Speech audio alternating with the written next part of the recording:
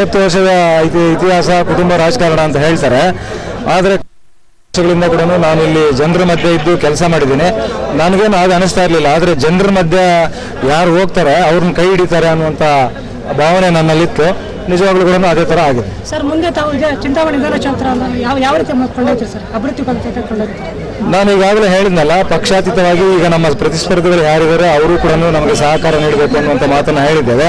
ಅವರು ಕೂಡ ಸಹಕರಿಸಬೇಕು. ಚಿಂತಾಮಣಿ ವಿಧಾನಸಭಾ ಕ್ಷೇತ್ರದಲ್ಲಿ ಪಕ್ಷಾತೀತವಾಗಿ ಜಾತ್ಯತೀತ ಎಲ್ಲರೂ ಕೂಡ ಸಹಕರಿಸಿದಾಗ ನಾನು ಹೆಚ್ಚಿನ ಅಭಿವೃದ್ಧಿಗೆ ಹೆಚ್ಚು ಆದ್ಯತೆಯನ್ನು ಕೊಡ್ತೇವೆ, ಪ್ರಾಮುಖ್ಯತೆಯನ್ನು ಕೊಡ್ತೇವೆ. ಚಿಂತಾಮಣಿ ತಾಲೂಕಿನ ಜನತೆಗೆ ಯಾವ ರೀತಿ ಒಂದು ಸಂದೇಶ ಕೊಡ್ತೀವಿ? ಚಿಂತಾಮಣಿ ಜನತೆಗೆ ಏನು ಸಂದೇಶ ಕೊಡ್ತೀವಿ? ಚಿಂತಾಮಣಿ ಕ್ಷೇತ್ರದಲ್ಲಿ ಈ ಹಿಂದೆ ನಾನು ನೋಡಿದ್ದೇನೆ, ಸರ್ಕಾರದಿಂದ ಬರುವಂಥ ಯೋಜನೆಗಳು ಕೆಲವರಿಗೆ ಮಾತ್ರ ಸೀಮಿತ ಆಗಿತ್ತು. ಅದಕ್ಕೆ ಕಡಿವಾಣ ಹಾಕಿ ಚಿಂತಾಮಣಿ ವಿಧಾನಸಭಾ ಕ್ಷೇತ್ರದಲ್ಲಿ ಪಕ್ಷಾತೀತವಾಗಿ ಜಾತ್ಯತೀತವಾಗಿ ದ್ವೇಷದ ರಾಜಕಾರಣ ಇಲ್ಲದೆ ಸರ್ಕಾರದ ಯೋಜನೆಗಳನ್ನು ಜನರ ಮನೆ ಬಾಗಿಲಿಗೆ ತಲುಪಿಸುವಂಥ ಕೆಲಸ ಪ್ರಾಮಾಣಿಕವಾಗಿ ಪ್ರಯತ್ನ ಮಾಡ್ತೇನೆ.